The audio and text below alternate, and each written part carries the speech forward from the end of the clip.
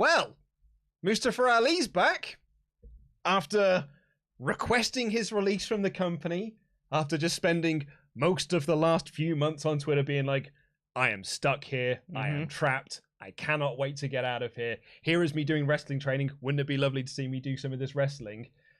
He's back. Following on from a report from Fightful Select, Mustafa Ali is back in WWE. Wild. That's what that is. Isn't it just? I would call it wild. I would too. So let's get into this. I am Luco and DAD. This is Chopper Pete Quinnell. Welcome to the WrestleTalk Podcast review of Monday Night Raw. Please do click the thumbs up button, click the subscribe button if this is your first time here. Get in your Ultrachat to WrestleTalk.com/support. And while you're in the mood for clicking them links, there's a link in the video description down below and one being posted by our wonderful moderating team for Incogni. Now, Peter, the internet is a scary place. Sure is. Oh, the internet's a terrifying place. You've seen YouTube comments. Oof. And you know, Very scary. Just when you think that the internet couldn't be a scarier place, you find out that there are data companies that are just mining your personal data. There are companies out there, farming companies, that have got your name, your address, your relatives, your gender, your email address, your phone number, your personal address. Because when you sign up for things, there are companies that then buy that data and then sell that data off onto other companies. Now, that's a terrifying prospect. However, the plus side of this, because it's not really a right thing to do, is that you have the right personally to have that data removed from their databases. So it's a big thumbs up here. But then comes the other problem. There's too bloody many of them. Yeah. It's everywhere. There's thousands of these places, and they've all got your data. So Incogni is a company that just do it for you. You sign up for this, you grant them access, and then you sit back and watch their work unfold. And they just go out and they clear all of your data from these companies. It's a fabulous, fabulous service. And if you click our link, the first 100 people, so this is a live show, remember, folks. The first 100 people who use our promo code WT Podcast will get 20% off. So it's a race now for you to click that link and sign up for this fabulous, fabulous service. The internet's a scary place. It really does terrify me. But so protect yourself. Incogni, thank you so much for sponsoring this podcast. Now, It's code WT Podcast, if you didn't catch that. Absolutely, yeah. Code WT Podcast, link in the video description down below, being posted by our wonderful moderating team. Now, Peter. Hello. So, yeah, shall we go back to the start of this Mustafa Ali saga? Yes. So this goes back to October, when Mustafa Ali finished up his feud with Mansoor, and then... Sure. Yeah, he got drafted to SmackDown. Yep. Got beat by Drew. And then was that when he cut the promo that was just like, you fans boo me because of the way that I look? I'll be honest, Luke, I don't know. Pete, you're the guy who reviews SmackDown. I can't remember last week's SmackDown, let alone one in October. So it looked like he was going to have this whole change in character. And then we didn't see anything of that. Then in around November time, it was the same day as Full Gear, I remember this.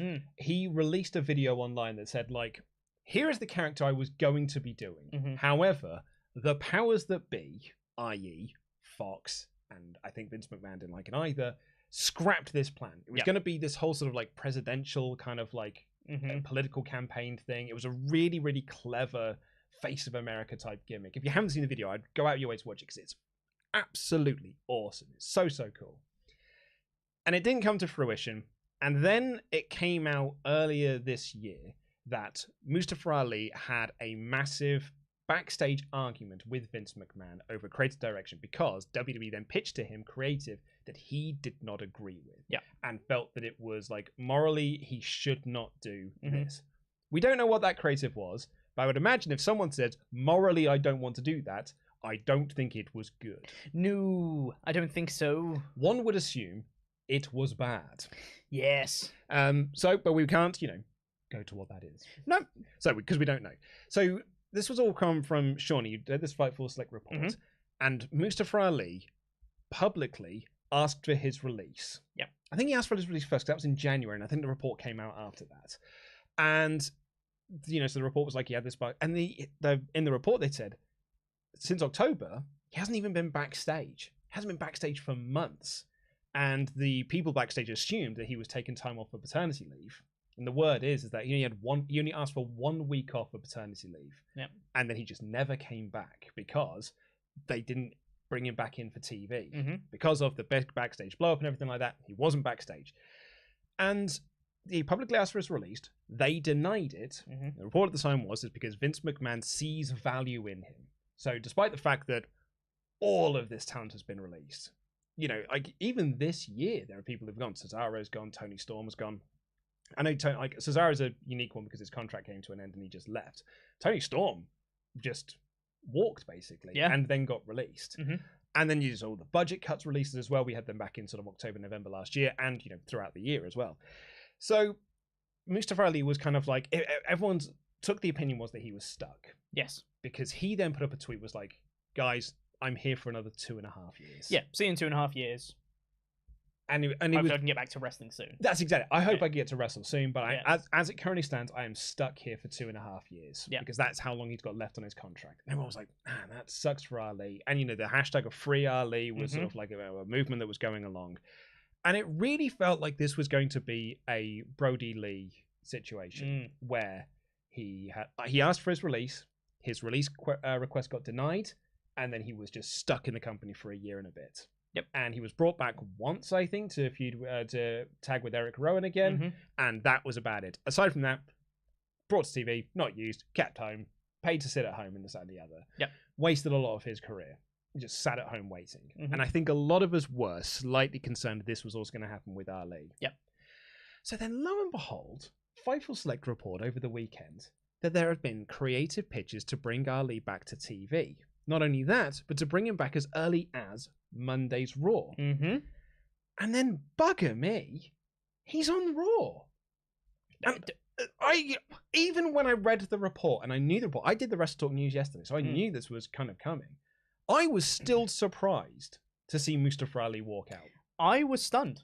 I legitimately was stunned because, like you said, it's that kind of situation where you just feel like, right, this is WWE's decision. This is what they want to do with Ali. They're just going to have him sit out the rest of his contract. They don't want to release him. Whether you have moral objections to that or whatever, that's the decision they've made. We won't be seeing Ali. So when his music hit here, I was like, whose music is that? I have no idea. Not a clue who this is. And then it just cuts to the Tron, and you just see Mustafa Ali papered across the Tron. I was like, really? Like, what? He came out to interrupt a Miz TV segment with Theory, who was boasting that he was the youngest US champ in history. Miz was kind of like pep talking me as like kind of like a mentor figure to be like, look, no one should come out here and demand a title shot against you. It was a really well set up segment. Really, really good segment. I really enjoyed it. But then don't say that often about Miz TV segments. No, but I thought this really was good. Excellent. And Ali comes out of nowhere, just walks out, and he's like, "Hey, I want a US title match." And it's like, where have you been? Well, I mean, and you'd think, oh, maybe they've just brought him back and they're just not going to reference any of this. Right? It's part of his character. It sure is. It seems like that is now part of his new gimmick. Because, like, Miz says to us, like, do you still work here? Do you still work here? Austin Theory was like, didn't you take your ball and went home? Yeah. You know, when the match gets set up, Miz says to him, "Is like, you're going to wish you did get your walking papers." Like, there's and when he came out, it was either Corey Graves or whoever it was said, and I'm slightly getting the wording on this wrong, is, where is it? The only way to make changes is to change from within the system. So that's almost the character they're sort of portraying for him, is that, yeah, he wanted to leave because he doesn't like the way that the system inside is running. However, the only way to change a broken system is to change it from inside. You can't change it from the outside, so you have to change it from within. So that's now like Mustafa Ali's character. Yeah. And he's a babyface. And he's on Raw. He was on SmackDown last time we saw him.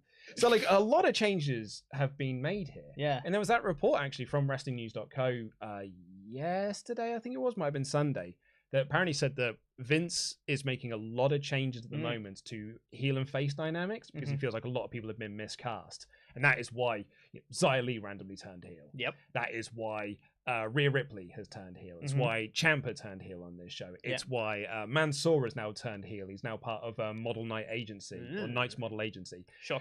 The weirdest group in WWE. It's a dark segment group, I guess. Like, it's only happening for live crowds and it's not on TV. It's a dark segment group with LA Knight, Mansoor, and Mace. Who I think has been rebranded to Face. That is bananas, if that is true. But I don't know, because it's not on TV. It's just these dark segments that I get reported on the internet, and no one's ever seen this thing. I don't believe it's real until I see it with my own two eyes. I have seen a picture of LA Knight and Mace together in the ring. I'm like, baffling. I don't believe it. Flabbergasted. It's on NXT. Yeah, yeah. It's not. It's a dark segment thing.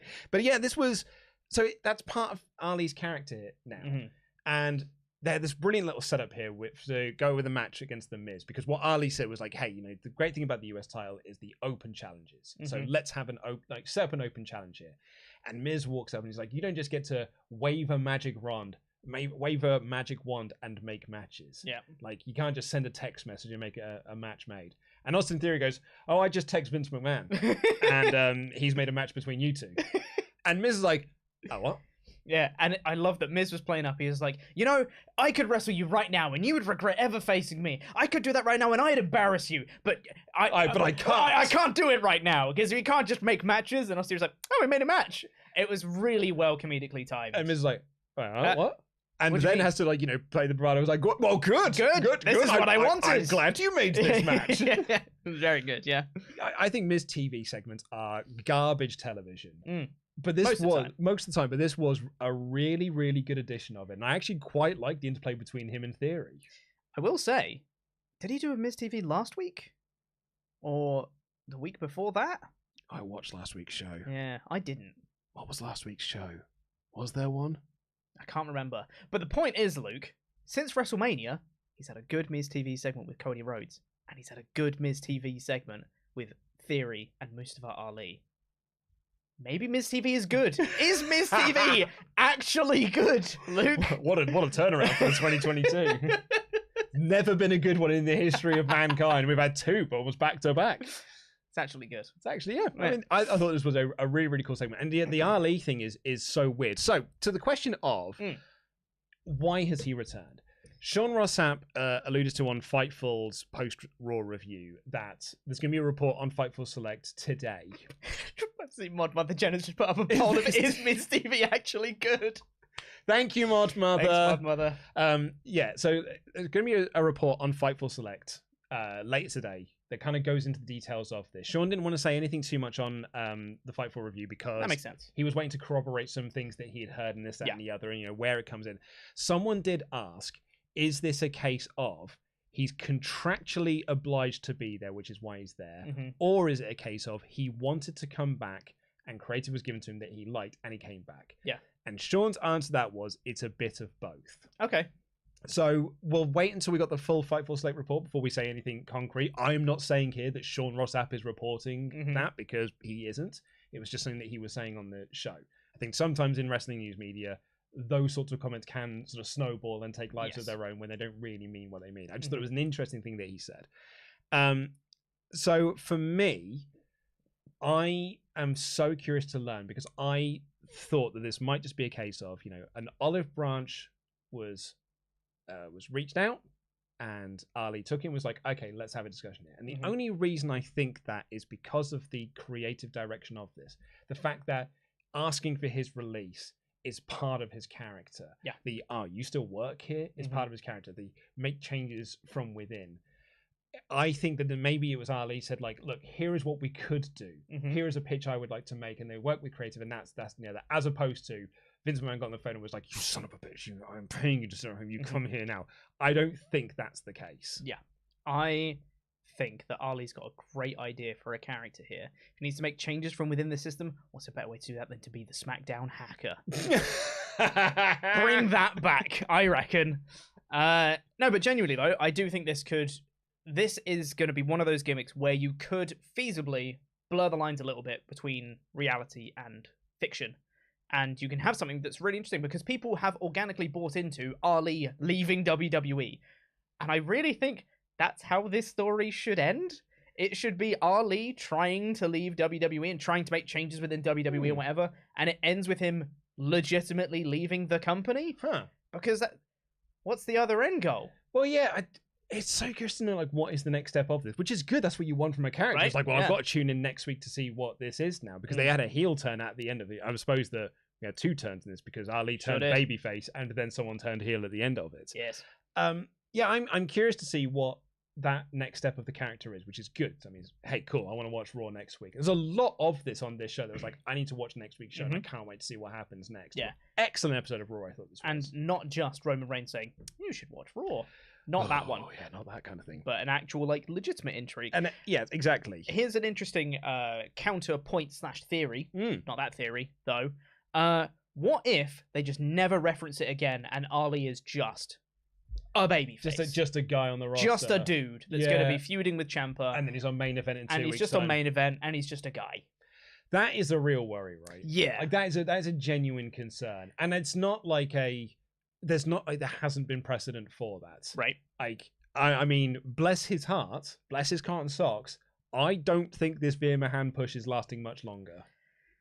I have mixed thoughts on the Veer Mahan push. It's through no fault of his own, by the way. No, I think he's doing very good stuff. But I think on the subject of Ali, I think that I'm trying not to be too pessimistic. Yeah, about I know, but it's hard not to be sometimes because we've seen this pattern before. They have such a track record. Such a track record of doing this, of bringing people back with all of this promise and everything like that, and then it falls apart in 3 weeks. Yeah. There's a reason why this podcast has had the running gag of the 3-week push. Yeah. Because there is a legit 3-week push dynamic within WWE. Yeah.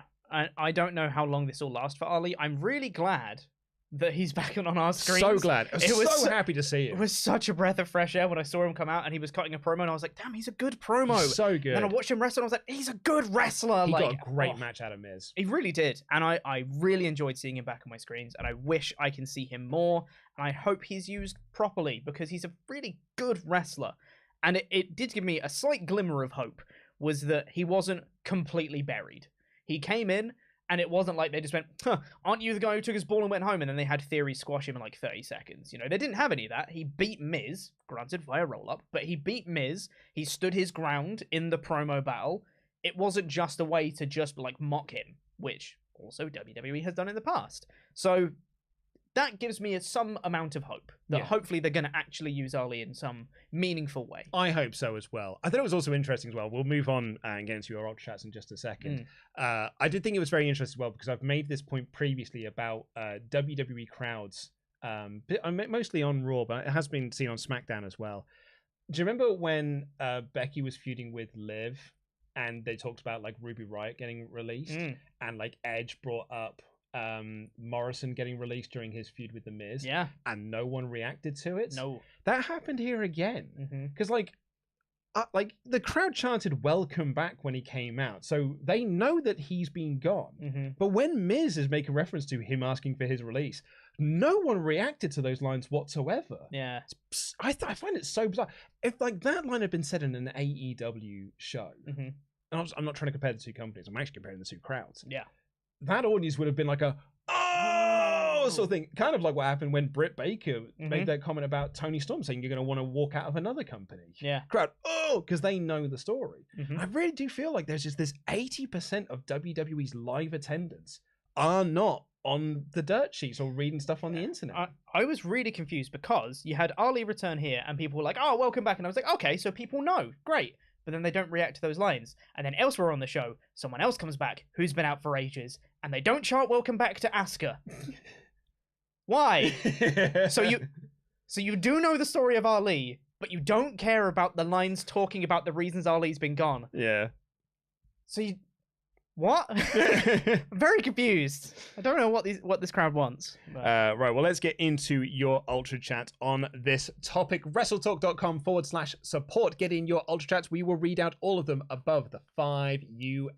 We'll read out every single one of them before the end of the show. Just before you read the first one, I just want to point out the topic that the moderator who's gathering these Ultra Chats has done for this Mustafa Ali topic has put Mustafa Ali and then in brackets VE Mustafa alive.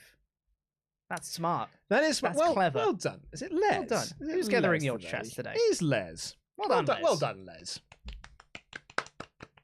That is very good work. Very clever. We're kicking things off, however, with Chris, who said, it's great for Ali, but it's amazing how he's getting better treatment now than Alexa Bliss, who's carried the company for so long yet gets no respect from either the IWC or WWE. Chris, you are part of the IWC, and instead they attack and support, abuse, and put her down. Chris, you are looking in all the wrong places, my friends. Yep. Don't go searching for these things. Yes. If you, I say this with so much love for you, if you go looking for Alexa Bliss getting abuse, you will find it. Yes. I love Raven is my favorite wrestler on the planet. If I want to go and find people saying nasty things about Raven online, I can find it because I am searching for it. Yes. But if I want to find people saying really nice things about Raven, I can also find that by searching for it. Key there is I don't search for any of the bad stuff. I don't search for any of the good stuff either because I don't care. But Chris, appreciate you anyway getting in touch. Thank you very much. He also adds, it's amazing that Ali, Asuka, Veer have all been on Raw more than Alexa Bliss has. Randy and Bianca get to win in their hometowns, unlike Alexa, so they have got creative for Ali, but none for Alexa. Who'd thought she'd be treated worse than Ali? Sad times, free Bliss. We don't know what the status is with Alexa Bliss. Apparently she has aired creative frustrations, and quite rightly so as well. Oh, yeah. Because Christmas Day, we said at the time, during all of those therapy sessions, there's no direction for this.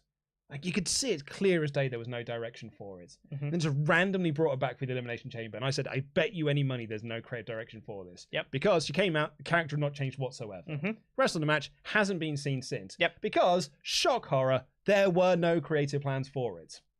It's very bad at times. And I think, to echo what Chris is saying, I think it's shocking that they don't have anything created for Alexa Bliss. It's unbelievable, because she is one of the most popular women on the roster. It's insane. That reaction she got in Saudi Arabia as well. It's insane that they have nothing for her. I'll be honest, I don't know what reaction she got. I haven't watched the show. It's not bad. The Guilty Hat said, only Ali can know why he came back, was brought back. As long as he's happy and I get to watch him do a wrestle on TV instead of Twitter, I can only be happy with that. Man, it's so good. Man is so good at what he does to be stewing at home for 2 years. Him versus Cody, please. Now, we didn't actually talk about the heel turn that came afterwards, which was Tommaso Ciampa, lost his first name, now just Ciampa. Which is probably the easiest prediction I think we ever could have made, was that before long he would just be called Ciampa. We were saying in the office. And now he is. It was like 2 weeks ago when we said he's coming now, because Adam said, is he up on the main roster? And I said, yeah. And then we all said, he lost his surname. Or he lost his first name within 2 weeks. Yeah. But we also joked that it's kind of good for us because I spell his name wrong every single time I write it down. Is it 2 M's or 2 S's? And every time I think I got it, it's the other one. It's the other way around. Every single time. And I don't think I'm wrong here. Because if I think it's 2 S's, it turns out it's 2 M's. If I think it's 2 M's, I think he's changed it to 2 S's. I think he does it to mess with me. To mess Ciampa with you. Sorry, that was really bad. Hot damn, that was terrible. So that is like, we were talking about Ali going into a feud with Austin Theory over the title. Yeah. But it seems like we're setting up a feud between him and Ciampa. Hey, like Ali versus Ciampa? I'm all for that. Sounds like a fun time. I don't know who's winning that feud, though. And I think either option is bad for the other person. Yeah, I suppose it's kind of like the Balor Priest match we got on here is like both of these lads probably could do with a win here. Yeah. Poor old Pin Balor. Maybe. So we've got the poll results of Is Miz TV actually good? 41% voted for yes, while 58% voted for no. I think those people are probably right. The bad one, just 2 shows doesn't make it good. The bad one, Jambeard, said, here, have some Canadian money. Also, love Canada. Why is that the bit? I understand Ollie, but you love Canada. Canada is the best place on earth. Right. Also, saw someone comment on Twitter last night that Veer's opponent looked like Chopper Pete. So I've got to ask Pete, how's your cervix doing? I saw the person. I saw that tweet before I watched Raw. Yeah. So I just saw the photo of the person they were facing. I was like, That looks nothing like me. That is just a bald man with a beard that is white. Well, come on. That doesn't mean they look like me. Hey, that describes you to a T, mate. I know. I'm going to say, I honestly don't remember, because a lot of people also said they look like Ryback. And that's more apt. And I honestly, I don't think I paid honestly, enough if you find a attention. picture of him on WWE.com, that's impressive. I doubt you'll be able to see him. I'm going to be honest with you. I was making a bagel during the Veer match, so I that's didn't actually fair. See who the lad there's was. Veer, and there's not his face. Yeah, there's a bald guy. Oh man, they didn't have him I facing told the you. camera. Why would they show him when they can show Veer Mahan instead? Yeah, I mean, it's fair. He is the star of this. Anyway, so what have we got next? Right, my cervix is fine. Thank you for asking. But how's your ass?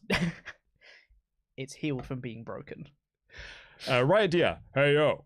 The great Asuka shows up and immediately gives Raw an extra point in my book. Biased? Of course. On a separate note, Edge talks down to everyone, sits in a giant chair, and watches his enforcer inflict violence. He is Shang Tsung! That is what I said on last week's show! Yep.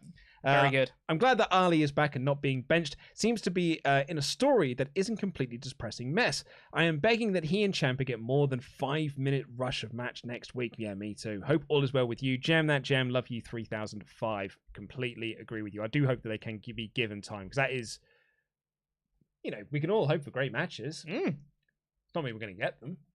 If WWE wants it to be great, it will be great. Yeah, absolutely. And there was a lot of that on this show. Thank you all so much for your Ultra Chats. We'll get to the rest of them at the end of this show once we've completed the review. Get your Ultra Chat into WrestleTalk.com/support. Have your opinion voiced. And while you're clicking links, click the link in the video description down below to check out this sponsor. This episode sponsor, Incogni. The first 100 people, and I don't even know how many people have clicked the link. Oof. And use the promo code WT Podcast. Get yourself 20% off. Incogni is a great service that protects your data. The internet is a scary place, and it has stolen your identity. You can reclaim it back through Incogni. Right, let's go through this episode, which was celebrating Randy Orton's 20 years in WWE. I didn't realize it was exactly 20 years, because generally when people do these kind of celebrations, it's like, it's in the rough ballpark, we'll do 25 years of Raw, but it's like sort of in the same month. It's fine. Jericho did I think a month of I've been wrestling for 30 years now. Yeah, so it's whatever. But then they kicked off the show with Riddle in the ring, bunch of people on the outside, loads of them heels for some reason. Yeah, why were there so many heels there? Why was Veer there? I don't know, that was weird. But regardless, he then says, let's take a look at Randy Orton's career, throws to a honestly really cool video package. Awesome video package. Of showing 20 years of Randy Orton. It showed his debut, popped up with the date of April 25th, 2002, and showing his debut, and just looking at his progression through that, and they kind of built up, and it's like, he's a US champion, he's a world champion, look at this really awesome RKO that he did, here's his feud with Cena, here's all this really cool stuff that he's done, look, he unified the titles, he did all this stuff, main event of WrestleMania, blah, blah, blah, blah, blah, blah. Listed off all the things that Orton did, showed some really cool stuff throughout his whole career, and it was just really nice. It was just nice to just be like, look at Orton, isn't he great? Awesome video package highlighting how he has bored me to tears for 20 years. He's been really good, Luke. Pete, I am not the world's biggest Randy Orton fan. I'm aware. I think that is quite well known on here.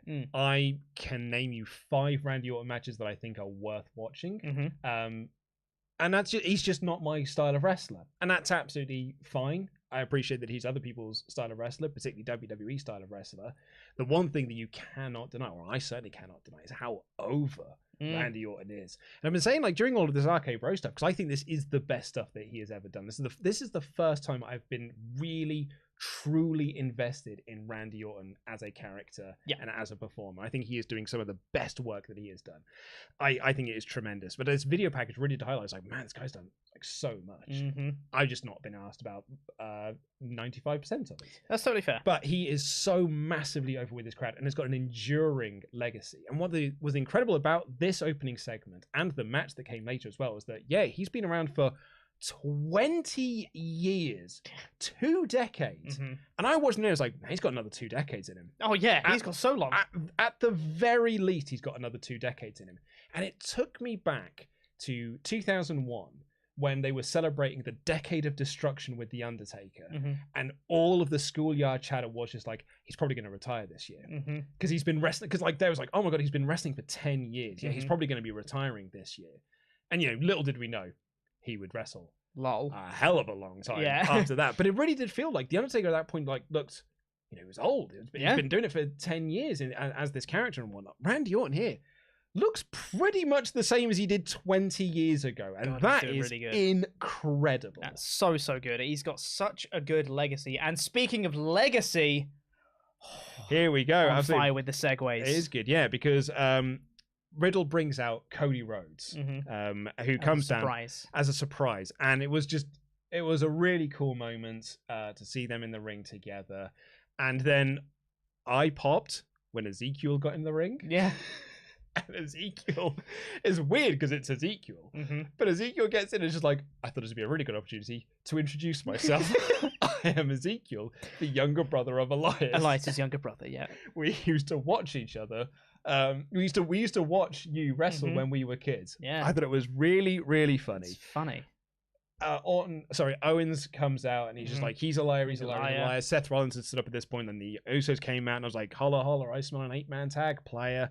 Adam Pearce comes out, makes the match a really, really fun opening segment. I also really, just very quickly, wanted to point out, at the very end of the video package, it showcased all of Orton's career. And then right at the end of the video package, it focused a little section just on RK Bro. I'm like, that is genius. To have, look at Orton's career, and here's why you should care right now of what he's doing. Yep. And then after that, Orton came out and cut a really, like, genuinely heartfelt promo, which was also really lovely to be like, look, I'm just having so much fun. And I think you guys can tell that I'm having so much fun. And it's because of Riddle. Love you, man. Brings me in. It's like, Orton just said he loves someone. What's happening? It's great. I never want him to turn. No, that's the thing. Never want these two to turn on each other. If you'd have told me before these two got together, I would really enjoy earnest babyface Randy Orton. Right? Sorry, you're insane. Yeah. No way. Absolutely. But it's just so good. I thought it was a tremendous opening segment. So much fun. We saw Bianca Belair hanging out with Kane, probably telling her or defending some of the things he puts out on Twitter. And then we got... Yeah, let's not breeze over that. Kane. Kane was just there. Well, he's the mayor of Knox County, right? Yeah, sure. Which is where they were. Yeah. Just Kane. And they go, that's Kane. He's just hanging out. Cool, let's move on. It's like, all right. I'm surprised they didn't do an in-ring segment with him, right? Choke slamming a heel or something. Yeah. The mayor of this place, choke slamming. I think there's a lot of fun to be had. But yeah, no, he was just there. Just talking to Bianca Belair, and then he was later talking to someone else. And that was that. Cool. We then got for the Raw Women's Championship, Sonya Deville versus Bianca Belair. This was heel authority shenanigans where Deville got counted out almost immediately. Then she got the microphone. Was like, no, there's a lot of water around here. I slipped. It's now a no count out. No count outs anymore. Then she hits Bianca Belair with a chair, and then she's like, no, it's not. It's no DQ. And then Carmella and Zelina Vega run out together, and I'm like, didn't you guys break up on the Raw after Mania? That was broke up. One of the only angles that they did on Raw after Mania was break you guys up as an act. Yep. And now you're just back together again? Yep. I was like, all right. And then I was like, why hasn't Bianca got any friends? Yeah. Because there were no baby faces running out to her aid. Not that she needed the aid, because she beat all three of them quite easily. And it was awesome. But there was me being like, and it's an easy fix for this. Just have Sonya Deville say, like, no one else can run out now. Yeah. Sorted. Even if you had one babyface run out, get beaten up by Carmella and Zelina, and then Sonya's like, no more of that. Off you go. You're ejected, and no one else can come out. Anyone else who interferes in this match will be fined $1 million. Yeah. And that then writes out, that gives you a reason as an audience viewer as to why no one is trying to help Bianca Belair. Exactly, yeah. I thought that the story beats in this match were good. They just didn't have enough time to let it breathe. Yeah. Because if you're gonna have like, Sonya gets counted out, you do that after like 10 minutes of wrestling, right? Having it 30 seconds after the match starts is not great. There's no, you're like, oh, well, Sonya's terrible then. She just got counted out after 30 seconds. She's a bad wrestler. Whereas if you're like, you have a very like tense match, loads of back and forth, and then Bianca does something on the outside, does like a KOD to the outside or whatever, then Sonya gets counted out, and then she's like, no, actually, as an authority figure, everyone's like, oh, boo, you lost legitimately, and then she comes back in. And then, you have the Carmella and Zelina get in. They beat Bianca down for ages, and then she comes back. That's a really good story. Those are all really good story beats. It just needed more time to fully realize what it's supposed to. As if it had been on pay-per-view, for example, as opposed to being moved off pay-per-view to this show. Exactly. So the Bianca can get and win in her hometown. Totally get that. Yeah, Actually, that's I think fine. a wonderful idea. Yeah. My worry is, though, that we are just going to get a rematch of this at the pay-per-view. It's Raw Backlash. Because, like, there's no one else now for her to feud with. Me and Sullivan were talking about this on last week's episode. Like, there are no other heels that she can feud with at a top level. That aren't busy, right? Yeah, because, like, you know, Becky Lynch, we've just done that feud. There's Doudrop, but I've seen that match to death because they've already done that feud this year. And there's Rhea Ripley, but she's busy. She's busy with Liv Morgan. Nikki ASH is it 24/7 with 24/7 Geeks. Yep. Like, who else is there? There's no one. Like, she's got no one else to feud with now, No. other than Sonya Deville. Yeah. Or Liv, or Carmella and Queen Zelina. Zelina. But crikey, they do not feel on her level whatsoever. Not at all. No. So we are now looking at a picture where Asuka and Becky Lynch, and I would argue Rhea Ripley and Liv Morgan, are bigger feuds than what the Raw Women's Champion is doing. Yep. Which sucks. It does. It really, really sucks. And this was a company that once had a women's division that was so stacked they had to introduce more title belts. Yeah. Crazy that, isn't it? It's crazy to think. And so I think that sucks with Bianca Belair. Although I do think overall, I thought this was a thumbs up win segment. I just wish it'd been on pay-per-view and given more time. I agree. There is one person we've forgotten. Bayley. Yeah, if she's ready. If she's ready to come back, I would bring her back and feud with Bianca. That sounds fun. Sounds a lot of fun, actually. That's a really good shout. We then backstage, Deville argued with Vega and Carmella, and she slapped both of them. Sorry. Yeah? The justification for this, of why Carmella and Zelina were helping her, was because they wanted a tag title match. But they broke up 2 weeks ago! Why do you want a tag title match? Because there's no other teams piece. They were like, well, we're going to put one of those teams back together. We'll probably have Stop breaking up your teams! We'll have them split up in a couple of weeks' time. God! We got a recap of AJ Styles getting attacked by Spooky last week. And then, okay. So Edge cut his promo from his Shang Tsung throne with Damian Priest standing next to him. There's a lot about Edge's group that I really like. I quite like the House of Purple aesthetic. Yep. I know a lot of people are making the sort of like it's the Wish.com version of the House of Black. I think that's slightly unfair. I agree. I think this is actually quite a cool look to this group. Yep. I think their entrance is pretty rad. Like the entrance that Priest got later, I thought was, so a lot of good to be had from that. The content of Edge's promos, though, I don't like. And there's two reasons for it. One, the Mountain of Omnipotence is just such a garbled word to say. It's the island of relevancy. But worse. It's nonsense. Yeah. It means nothing. But the second one, and this really is my biggest bugbear of this, the most heat he gets is when he buries local town heat. Yeah. Like when he gets local town sports teams and just says like, your local town sports team sucks and the crowd boo. That is the most the crowd ever boo him. And that to me says that people do not buy him as a credible villain and a credible heel. Because they're not booing him for his actions. They're not booing him for his promos. They're booing him because they said whatever towns, the red pants, whatever they're called. Like, you're bad at the baseball. And I go, boo! Red pants. Your red pants. Tommy DeLongio from the Red Pants didn't hit a home run last week. Boo! Yeah, we didn't win the team cup of America. You're right, we didn't. Yeah. Boo this man. It's the only way he's getting heel heat at the moment. And I think that is a problem with the promo. I couldn't tell you anything that Edge said in this promo. Could not tell you a single thing. But the aesthetics are so cool, They're so Luke. cool, right? They're so cool. Yeah. Also, I really like the fact that he has the scale thing that he does with the scales. Because it's like the Judgment Day 2009 poster, where it was Edge with the scales in a thing. And now the group is called Judgment Day. That's really cool. Very cool. But what do the scales mean, Pete? I don't know, but it looks cool. And it's fine. It's fine. Veer Mahan beat an enhancement talent that some people think looked like Pete. That was actually sent into Fightful's podcast as well. It was like, what, then it looks like me? It looked like you, yeah. And Sean thought it was hilarious. It doesn't. Veer won. This is going nowhere. I'm going to get the tweet up so I can find the picture. This is going nowhere fast. I feel bad for Veer. I don't like that he's presented as this he should be imprisoned animal. Like he is this uncaged animal. Oh, he's a wild savage from India, and we should be really scared.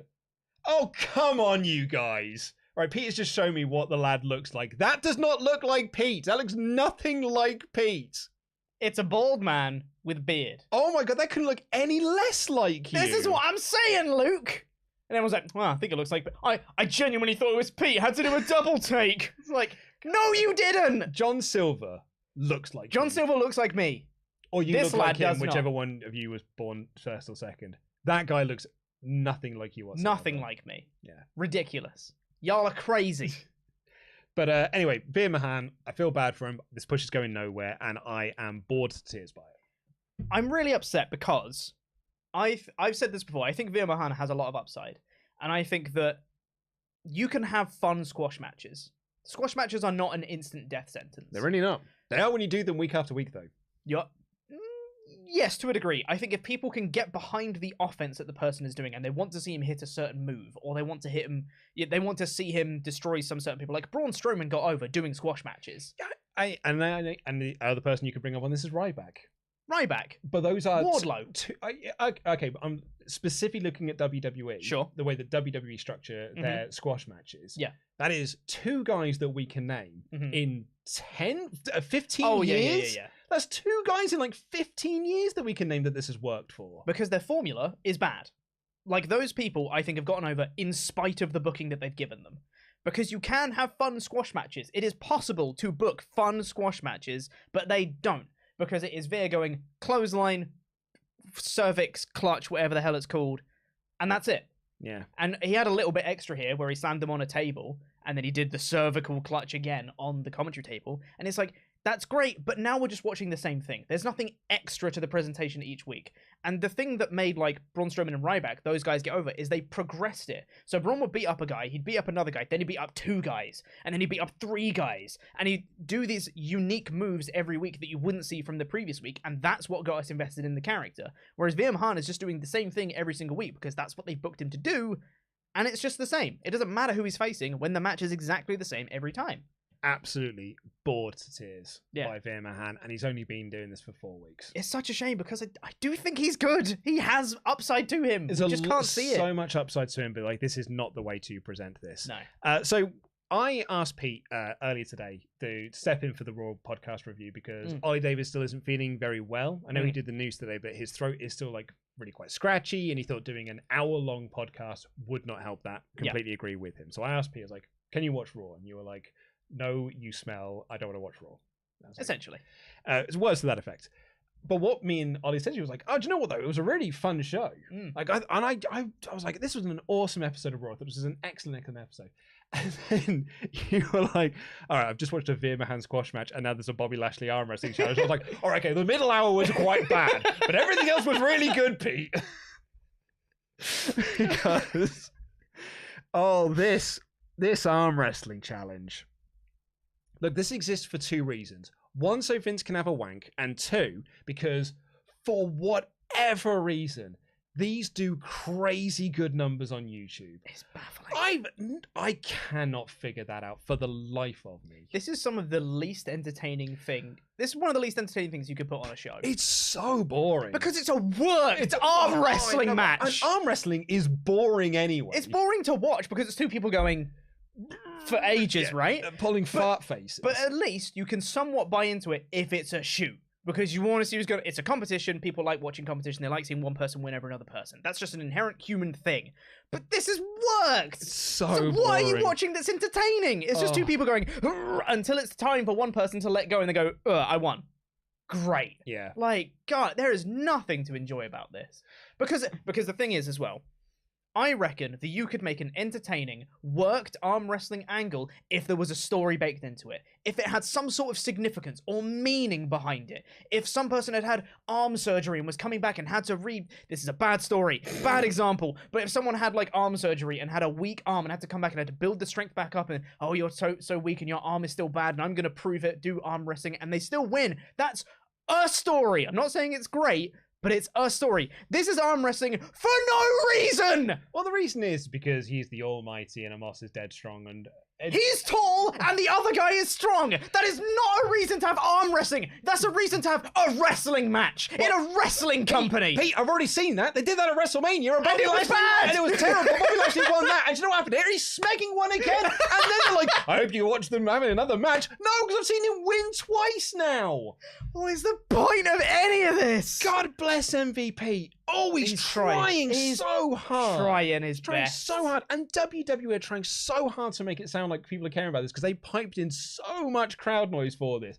Please go to Twitter. Check out Matthew posted up the video of this on his Botchamania Twitter thread. Bad. It is staggering how terrible the audio is. I'm gonna see if I can find it. Don't play it because I don't want to get a copyright strike. No, that's right. Yeah, that's fair. I would have put the video up on screen, but we can't do it because I don't want to get a copyright strike. So funny. Go and watch it because it is hilarious how unseamless it is that they piped this in. This was so boring. And like, here are my notes. And I'm going to apologize now to Vinny and I'm going to apologize to Mod Mother because I am going to drop a swear. Here are my notes. Lashley wins. It was shit. Amos attacks after the match. It was somehow shitter. Because Amos then beat him up badly. And he's just so cumbersome. And this was a failure on so many levels. Yeah. And it was so boring to boot. Yeah. Terrible this was. I wrote MVP promo. I think Lashley won. I didn't watch the rest. That's what I did for this segment. Denise said on the Fightful post, she got really hot about this segment because, you know, Amos attacked him afterwards. She got worked basically by the segment because Amos attacked him after the match. She was like, but he lost. And I'm like, yeah, I think they were supposed to do it for the heat, Denise. That's the point. But she said, like, if I saw people having an arm wrestling match in a bar and then, you know, one of them lost and then he attacked the other guy. And I was like, dude, if I saw people having doing arm wrestling in a bar, I would think they were the lamest people on earth. 100%. And I'm playing D&D yeah. in the corner of a pub. Yeah. And I'm looking at people being like, Christ, they're lame. Yep. I cannot fathom why they're getting so much views on YouTube. Then Cesaro and Tamina took on Reggie and Dana Brooke in a 24/7 mixed intergender doobity-doobity-doo. Dana Brooke... No, wait. Cesaro won? Cesaro won. Yeah, Cesaro won. Truth tried to bring Book after the match. She can't trust anyone. I loved the wedding segment last week. I thought the wedding segment was a complete home run. It was a train wreck, and I enjoyed it. It got worse the more it went, and the more it went, the better it got. And I loved it for every single thing. I loved it for how terrible it was. I didn't like this one. This wasn't good. I think that there is one element of this which is funny, or at least slightly different, which is R-Truth being the special guest referee, and then after the match is done, trying to then pin and count the pin himself for a pin that he is doing on Dana Brooke. That is something slightly different. Dana gets out of it and runs off screaming, I trusted you! And it's like, why? Why did you trust him? Oh, he officiated the wedding last week. It's R-Truth. He always tries to get the title back. But he didn't try, that's his thing. But he didn't try last week. He actually helped Dana Brooke escape last week. So she did have, you know, she had cause to trust him. If you ignore the entirety of what R-Truth has been doing for the last 2 years and only focus on last week, that is true. That is correct. That is correct. She is like Dory. And she used R-Truth to get her escape from the ring. Oh, God. It's bad. I did not like this segment, and I felt bad because I really liked last week's segment. But then... See, that was the bad section, and then we got to the good stuff again. Lads, lasses, pull up a chair and drink this in. Becky Lynch made her return, and she walked down, and you're like, oh, right, yeah, a star. Like, you're an actual star. You're a superstar presence on this show, which Raw has been missing since WrestleMania because all of its top stars are the people that lost at WrestleMania because all of the celebrities went at WrestleMania. Cody Rhodes, I feel like, is the only guy that's still got that sort of superstar aura about him, and that's only because he's new. Give it a few weeks and he will just feel like every other lad. Becky Lynch came out here, and I was like, God, I've missed Becky Lynch. And she's only been gone 3 weeks. Yep. And she came out and she cut this promo, and it was, of course, an awesome, excellent Becky Lynch promo where she was just sort of like down and out. She was like, I have hit rock bottom. This is the first time I've been on Raw without a title belt in 3 years. I have never looked in the mirror and not seen a champion. And I don't know what I'm supposed to do now. And she put the microphone down, and then all of a sudden it hit her. She was like, but that means that I've hit rock bottom. That means the only way is up. I can only ascend from here. And she just got the second win for this promo. It was captivating stuff. I loved this. It was a really, really good promo. And I also really enjoyed the ups and downs. She had a roller coaster journey through this because she came out dejected, got that second win to be like, nothing's going to stop me. This is the start of a new comeback. Asuka's music hits and everyone goes, oh, snap. And she just dropped the microphone and was just shocked. Asuka's coming back.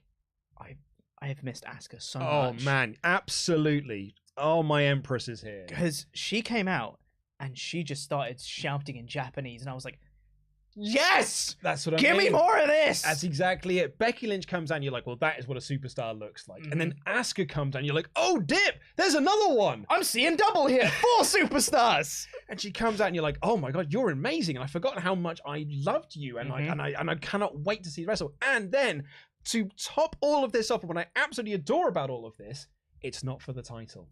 This is just a feud. Yep. This is just a feud between 2 top stars who are going to clash, and I cannot wait to see them have a match. I am really looking forward to this because I really hope, and I really, really hope that Asuka wins and it continues Becky Lynch's downward spiral. Because right. I'm well invested in Becky's downward spiral, and I'm well invested in Asuka being great. Yep. So I'm just hoping these two come together. Great match, hopefully a backlash. Asuka wins, she continues upwards, Becky continues downwards. Still a superstar. I love it. Yeah, I mean, I hope they don't just have then 3 more matches after that. Yeah. Let's not do that. Let's not do that. But I just love the fact this is. Someone tweeted me recently about the 2K22 update about them adding tag titles into IGN mode for normal and hard mode when you're playing against the computer. And he said, it was like, I'm really glad of this update because I've got the Iconics and I've got American Alpha sat on my roster and they're not doing anything with them because I've got no titles for them to fight for. And I just thought to myself, like, well, you can just book them in feuds. They're like, feuds don't always have to be for titles. Yeah. You can just book people in feuds. And I think sometimes WWE forgets that. Yeah. And I love the fact that we have got this. It's not about the title. This is just about 2. And that would be great if Bianca Belair also had a really good feud. Yeah, I think if it was Bianca Belair versus Rhea Ripley and it was Becky Lynch versus Asuka, that would be 2 huge feuds going at the same time. Yeah. But because Rhea still had to take care of the Liv thing, we're kind of just waiting with Bianca. I think hopefully once Rhea's done with Liv Morgan, which hopefully is a backlash, and then Rhea can just move into a feud with Bianca, that would be great. Because then you have 2 massive feuds going at the same time, and that's awesome. Street Profits cut a promo, and then we got Finn Balor versus Damian Priest. Now, Damian Priest has got this brand new entrance for his group, Judgment Day, him and Edge. And that entrance is a lot of standing around. Sure is. It's cool. Like, it looks cool, but I was sat there being like, they're gonna move, right? Is he gonna walk down? What's happening here? Because Edge is sitting in his big throne. Damian Priest is standing next to him on like a moving platform, and they slowly move down, and I do mean slowly. The chair moves down towards the ring, and then at some point Damian just gets off and walks, and then his music plays instead. Which was weird. Just play Edge's music. Just play the group's music. Yeah, which was strange. It was a really weird shift. But I also think they're setting this up because it looked off, because it was Edge and Damian Priest next to him, and there's a gap. It feels like it needs someone else, and I really hope that they're setting up that there is going to be someone else. Well, that's the report, because the shot looked like it needed someone else in it. Yeah. So it's either bad camera work or it's setting up that a third person should join. Yeah, I mean, the reports were there are more people to be added to this. Yes. So we'll wait to see there. The match itself was good. I've seen it a lot, though, because I've seen these 2 fight a lot on Raw this year. And I did chuckle to myself that Damian Priest hit the razor's edge to Finn Balor onto the apron, and that was used to go to a commercial break. He sure did, didn't he? And then it just came back, and he was just working it. I was like, just 5 years ago, that would have been a spot that would have like been an injury angle spot, and sent someone out, or it would have been like one of the big pivotal moments of a match. This was a transition move, not for a comeback. This was a transition move for an ad break. Yeah. I was like, that's a big move he's just hit. Huh. Yeah. Weird. And then Finn Balor distracted himself because Edge stood up from the top of the ramp. It's a big old ramp. Oh, yeah. Massive ramp. Edge, somehow, standing up, caused Finn Balor to go like, "Wait, what's going on over there?" And then Priest won. And I'm like, "You're a moron, mate. Yeah. You're an absolute twat." All babyfaces are in WWE. Could have done something bigger than just standing up, though. I will say, at least it was a minor distraction. And it was Priest won pretty clean. I think that makes it worse. Like Balor, it wasn't like Balor was going to win until he got distracted. Well, I think he was setting up for the coup de grace. Yeah, like he was setting up to hit his finish. He wasn't going to hit it though, was he? No, but I think him getting distracted by Edge standing up because his knees were cricking. I was like, "Oh, I need to stretch my legs out here a little bit. I've been sat down here for a little while." Yeah. And then just like, "Oi, what's going on?" And then he gets pinned like a big old moron. Priest hit a chokeslam and then another move. His new move's cack as well. It's not good. Like, I know he can't do the Reckoning anymore because it's Crossroads, but this new move ain't the one. Yeah. Poor old Finn Balor as well. There's so much I like about Judgment Day. So much I like about this group. And there's other parts of it that make me go like, I think they're quite lame. I think we like Judgment Day's potential more than Judgment Day. It's kind of like you with Veer. Yes.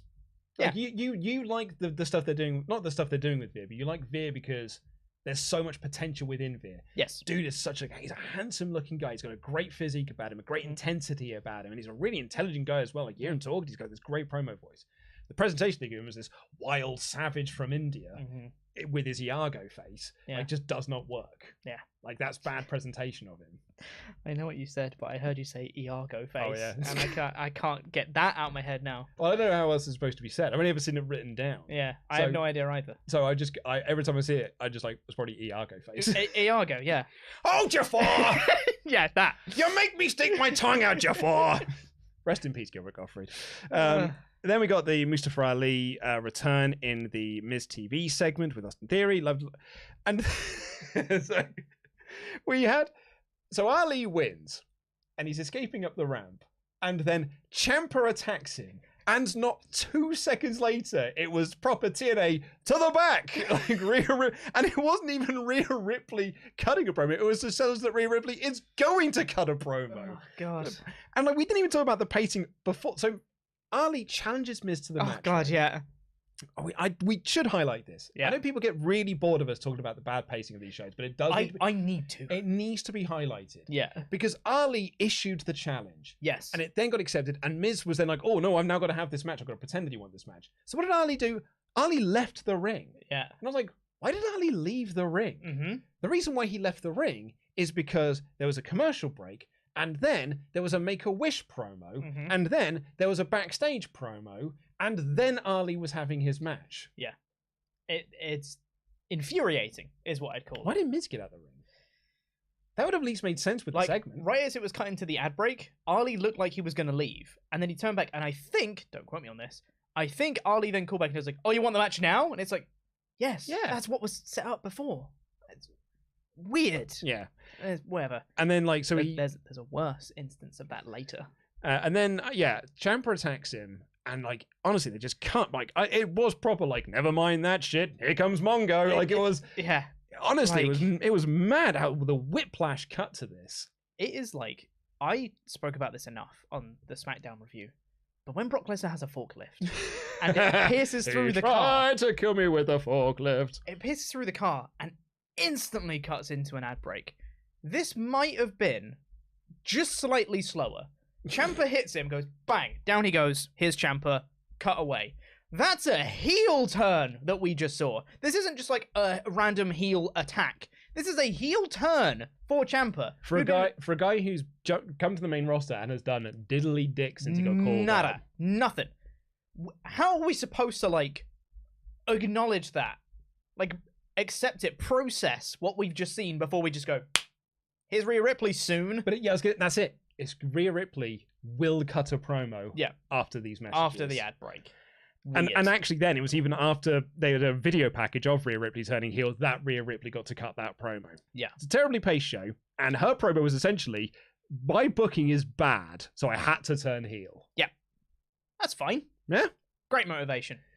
Great, yeah, I mean, it's just, they love to do these promos every now and again, where they just acknowledge how bad their writing is. Yeah. and then they use that as motivation for a character to turn heel. Sure thing. And then I'm going to presume Liv Morgan attacked her. She did. I didn't see it was Liv Morgan. It was so weirdly shot. And I said she brawls with someone. I'll presume it's Liv Morgan. All you see is blonde hair going everywhere and the camera going nuts. Yeah. It's unsettling. We had Owens chatting with Alpha Academy. Seth walked up. They argued. The Usos walked up. They argued. Rollins and Owens then argued. Was it just me?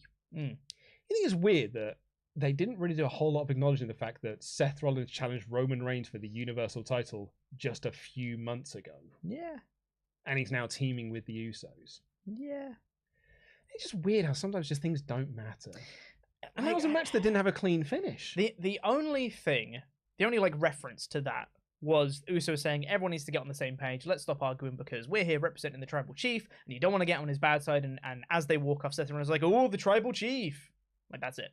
That's the only reference to Seth having some sort of history with Roman Reigns. Like, Seth should be like, yeah, you won by DQ. Yeah. I should get another shot at this. Yeah. He's, dealing with other things at the moment. Fine. And Master and MVP cut a promo, and then we got an 8-man... Sorry, go on. We go to an ad break. Yeah. We come back. We get a replay of the arm wrestling from earlier and the bad beatdown from earlier. Omos and MVP then cut a promo backstage. I missed out the first bit, which was really important. Cody Rhodes did his entrance first. Then it cuts to the ad break. Then the replay. Then Omos and MVP have a promo. It comes back, and it looks like Cody Rhodes is still doing his entrance. And I know that WWE do this all the time, where someone does an entrance, they cut to the ad break, they come back, and then their music is playing as they're still celebrating. But the way they shot this made it look like Cody was just still doing his entrance, like it had just taken that whole duration, and I couldn't stop laughing. It was great. I was watching it, and I was like, I mean, it's a Cody entrance. It makes sense to me. Mm-hmm. It's bad pacing. And we had our 8-man tag main event. Cody Rhodes, Ezekiel, and RK Bro versus the Usos, Kevin Owens, and Seth Rollins. Holy heckins, this was so much fun. What a fun main event. Loved this main event. This was so good. Because loved it. This was like half a hometown pop for Randy Orton. Because he said earlier in his initial promo that he was born in Knoxville, Tennessee. He's from St. Louis, Missouri, but he was born in Knoxville, Tennessee. So the crowd were organically a little bit more into him anyways. They were like, hey, kind of sort of hometown boy. That's nice. And they beautifully built his hot tag. Oh, God, the hot tag was so much fun. Because they went through all four of like the baby faces to start with. Riddle then got worked over for the big 20th anniversary. 19th anniversary? 20th anniversary. 20th anniversary, I think it is. I know people get hung up on this. Just say 20th. Sure, 20 years. The 20 years hot tag. And he came in, and God, it was so much fun. Just watching him just beat up everyone. Had a really fun sequence of doing the backdrop onto the commentary table on 3 guys in a row. Oh, fun. Loved it. Came in, and he just RKO'd everyone. And every single RKO was amazing. And it built more and more organically to the big one, which was Jey Uso. I think it was Jey. Did some... What were you trying to do, Jay? Main event, Jey Uso. Main event, Jey Uso. He was in the main event. It was true, actually. That's a +1. We are the number ones. You the twos. Can't believe he said that on this show. You the twos and we the ones. Oh, awful. What was Jey trying to do? He just dived off into an RKO position. It's like, what are you trying to achieve there, mate? Well, I think Jey probably at that point was like, I think we've lost this. I'm just going to jump into an RKO for you. There you go. He's going to hit one anyway. I may as well just dive into it, give him a helping hand. Randy Orton hits a very cool RKO onto Jey, so gets the win. Just so much fun. He just RKO'd everyone, and I like that everyone helped him as well. It was like Cody did a disaster kick into an RKO. Ezekiel did a punch into an RKO. Whatever the other one was. Riddle did a knee into an RKO. And then did Jey Uso diving into an RKO. Randy Orton gets the pin. Everyone pops massive. Feel-good moment. Everybody's happy. What a way to end the show. And then I said, it's not hard to make fun matches. It's really not. This was so much fun. Yeah. And like it was just Randy Orton playing the hit. Perfect. It's his 20-year celebration match. Yep. Play them hits. Yep. And I loved every single second of this. Ezekiel felt madly out of place in all of this. He did. Like, I know he's feuding with Owens, so it makes sense that he is in this match, but man, it just felt like there was a bunch of stars in this match, and then Ezekiel. I don't hate that, because how are you going to start seeing Ezekiel in a more positive light than just, here's the, comedy goof, whatever? I don't think it helped him in any way. I don't know. I honestly don't know. I think I'll have to see for what he does in future weeks and that. But I don't hate the fact that someone who's lower on the card can get positioned in a big multi-man tag match like this, because I think that's how you help build people. Oh no, I get you from that aspect. It reeked of the 8-man tag that had Kevin Owens in it, and by proxy that means Ezekiel had to be part of the match. Yeah. As opposed to Ezekiel needs to be part of this. For sure. Yeah. But that is massively nitpicking. It's not even really a nitpick. It's not even really worth bringing up. But I just thought this was a tremendously fun match. Loved this main event, and it capped off what I thought was easily the best Raw of this year. Without a shadow of a doubt, this was the best Raw this year. This has been the best Raw since WrestleMania. And again, it is the third in a row Raw after Mania that's felt more like the Raw after Mania than Raw after Mania did. It's the Raw after Mania month. Yeah. Rather than the Raw after Mania. Because Raw after Mania, I watched it live. Bad show. Not good. Really, really bad show. To the point where Sean told us the Fightful backstage reports on Patreon that there were people in creative and sort of talent they were fearful that Raw was going back to its bad times following that amazing 2-night WrestleMania because the Raw after Mania was so boring. And the last few weeks, however, have been genuinely really, really good. Yeah, and it's made me want to see. Isn't it weird though? I am excited to see Raw next week, and I'm not asked about Backlash. No, I'm not either. Really, this didn't build the pay-per-view. No, but it certainly made me want to watch next week's show. I don't necessarily hate that because the main thing for this show was about Randy Orton in his 20 years. And I think you can have just a big celebration show without having to focus on your pay-per-view, and it can organically still build the pay-per-view. I am still looking forward to RK-Bro versus Usos and having them have a match here. I've seen it enough. I know, but I'm still looking forward to the match. I think it'll be really fun. And I think this did help build that in a way. That's whatever. Yeah, but I don't want to. It's better than what they normally do. That's exactly it. I'm not going to neg on this show at all because I thought this was a hell of a lot of fun. And actually, we put this on our community poll. What you thought of this? 50% voted this as a 3 out of 5 show. Only 19% voted this as a 4 out of 5 show, and I think that is insane. Because that is 19% voted 4 out of 5, 12% voted 2 out of 5. For me, this is easily a 4 out of 5 show. Now, with a few tweaks here and there, could have been a 5 out of 5 show. I think it is actually really unfair that this has not done better in our community poll. I think with a few tweaks being a 5 out of 5 is generous. I can understand people being a high 3, low 4. I'm a little bit higher at just a comfortable 4. But I think 3 is honestly okay because it's a 3-hour show. It is so long. So long. And it's arguably too long. I would not say that's arguable. I say it is too long. Well, and there's so much dead space. I don't think there's been enough discussion on podcasts about is 3 hours too long. The annoying thing for me is that there's so much dead space on this show. Oh, yeah. The stuff that's good is really good, but there's just so much time that's spent in the middle of just nothing. So I can see why that would drag it down for people. For me, this is still a 4 out of 5 show, but I can see why someone would rate it lower. Well, thank you all so much for watching this show. We're now going to shout out our $25 and above Patreon Pledgehammers. Head on over to patreon.com/WrestleTalk and you can get your name shouted out on this show as well before we get into the rest of your Ultrachats.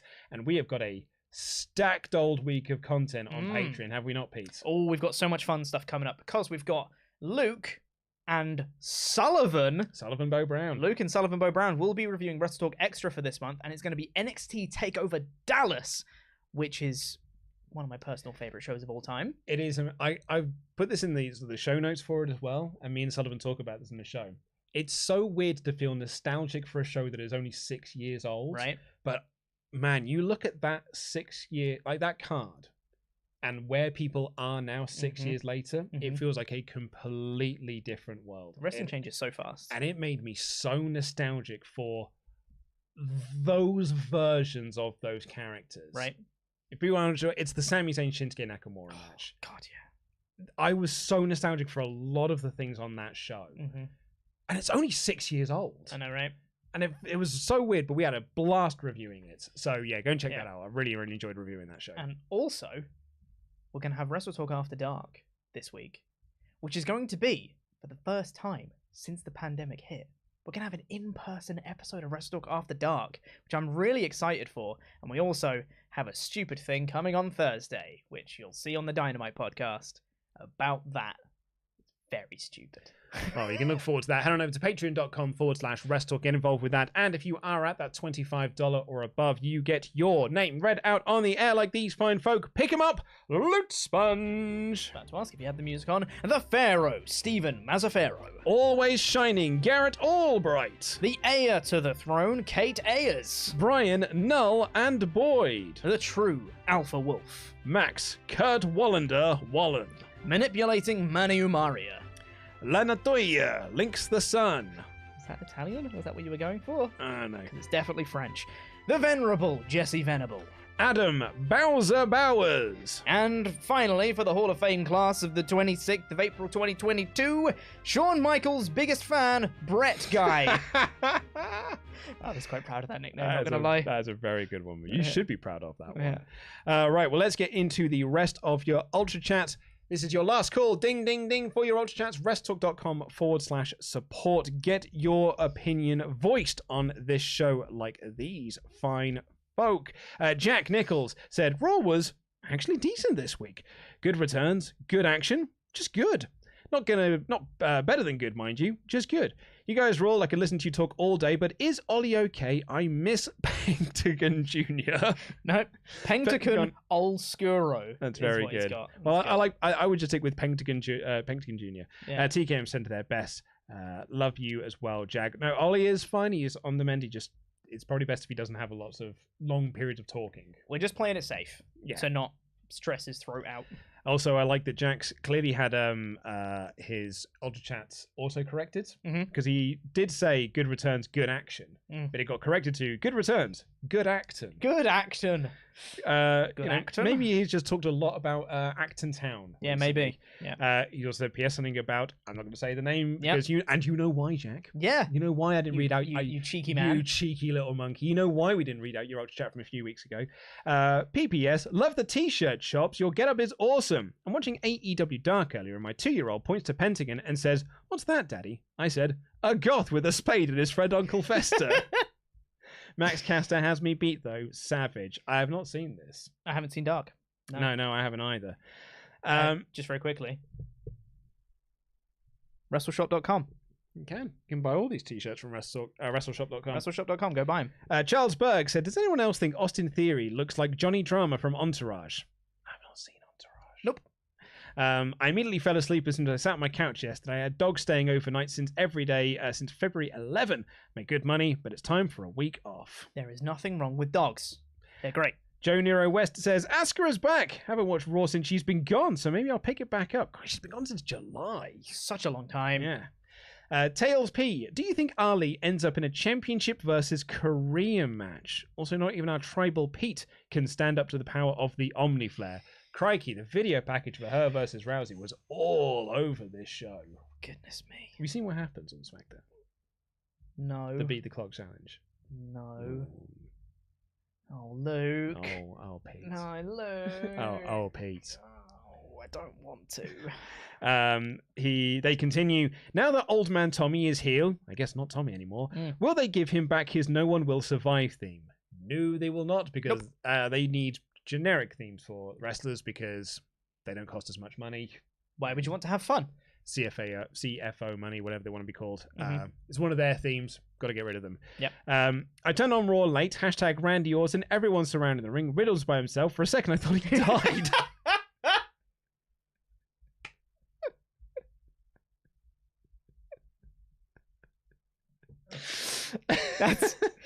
That's not funny, but that's really funny. Yeah, it's not funny, but I laughed. Veer's music took a while to start, so I just saw eyes and thought, is Lita here?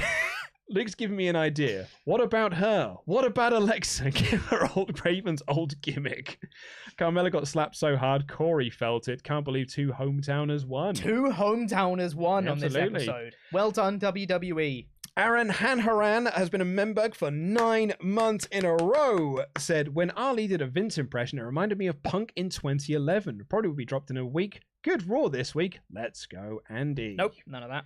Riot DR. Another thing, I hope Veer is booked to be suave and intelligent in a suit, but becomes a complete savage in the ring. Also, his $1 million arm clothesline made of mosses look pretty just my opinion. Unrelated. The abs on Randy and Ciampa. Ciampa especially. Man is ripped. Will Campbell said, "Hey guys, when the drums hit for Ali's music, I threw my fist in the air and actually shouted, 'Yes!' Really enjoyed Raw. I'd also give it a 4. Ciampa's pretty much went by that in NXT. I suppose WWE just opted to make it official. Nice to see Asuka too." Kevin, Ali is in some kind of 2-on-1 situation against Ciampa in theory. If only he had a partner that he could use. Send brute force! Very good. Absolutely. Brutali. That is what Raw is missing. And I think that's why Ali has come back. He appreciates the power of Brutali. Not Mustafa Force. I think you might have even said that in another episode, and it made me laugh as much then as well.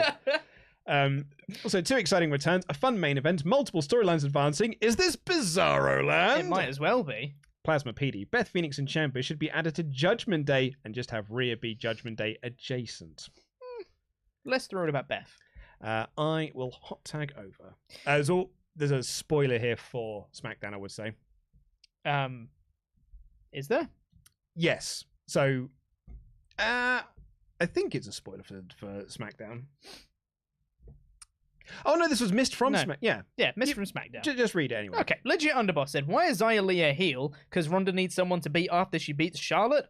Also, good job, Lord Tempest, and good job, Lord Quinello. Shut up."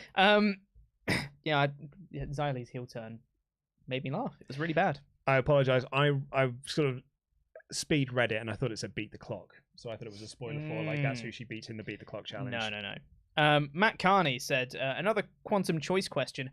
Going forward, oh God, I'm only going to read this once, Luke. You have to answer right away. Okay, right. Going forward, should WWE stay as itself? Should WWE become like AEW but retain some elements of itself? Should WWE outright become like AEW? Or should WWE stay as itself but incorporate some elements of AEW? WWE should stay as itself.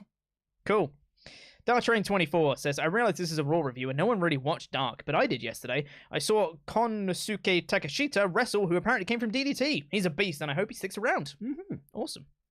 Matt Coney again said, "This one's for you, Ollie. If Ollie Davis met Ollie Davis at a wrestling show, would you sit next to him? Does Ollie Davis like Ollie Davis?" I think he does. That's a bit of a metaphysical question. All right. Dawn of Roxas 101 says, "Pete can try to control his narrative, never paint me with that brush, by just calling himself Quinnell, but we all know that it's not the wrestlers choosing their name. So I propose going the Madcap Moss Shorty G approach of Positive Pete." I can do that. I'm so positive all the time. I made the joke in the WrestleTalk News today that because Ciampa he'd lost his first name, everyone should just call me Quinnell. That's my new name now. That's what happens on my GM mode. Yeah, and I'm really glad actually because the editor for the news, without prompting, changed my little nameplate thing to just say Quinnell. Oh, that's cool. And I was like, that's nice. That helped with the bit. I that's all that's on my screen. One last one here from Brett Guy. Brett Guy, who said, "Pete, I've got to say that I've got a younger brother named Sean, so I love that nickname." Very good. Delightful stuff. Amazing. Thank you all so much for watching. Thank you all so much for your Ultra Chats here on the WrestleTalk Podcast. We appreciate every single one of you. Hey, if you are new to this channel or you have a friend that likes wrestling and likes people talking about wrestling, I think you please recommend them this channel because we're at 63,000 subs. We're nearing that 64,000 mark. We're trying to push ourselves towards 70k. So when we get to 70k, we're going to be doing a Royal Rumble randomizer, a 10-hour Royal Rumble randomizer. What that means is essentially we're going to watch a Royal Rumble match. When that finishes, do a randomizer and pick out another Royal Rumble match, and we're going to watch that. And we're going to watch them all together. And it's going to be a hell of a lot of fun. We're going to do that for as a 10-hour stream once we hit 70k. So please do help us get to there by subscribing to the channel, telling your friends, telling your mum, getting her to subscribe as well, because we really want to achieve that. And it would make me feel real good. Also, while you're clicking links, click our one from our sponsor today in Cogni. Get yourself protected online because there are companies out there that have bought your data from other companies. You don't even know that they have your data. They don't know they have your name, your address, your phone number, your email address, your gender, your relatives, your education, your work career. They have all of that data, and you can get them to remove you from their data breaches and everything because they're selling it off to other companies and stuff. But it takes time. There's too many of them. So get Incogni to help you out because they will do everything for you. The first 100 people who've clicked the link and used our promo code WT Podcast will get 20% off. So click that link. We really do appreciate Incogni in sponsoring this podcast. Thank you all so much for listening. Thank you, Pete Quinnell, for stepping in as always. Much appreciated. Thank you for watching, and we will see you tomorrow with the NXT podcast with Sat and SP3. I'll be back on Thursday for the Dynamite review. Take care. I love you. Goodbye.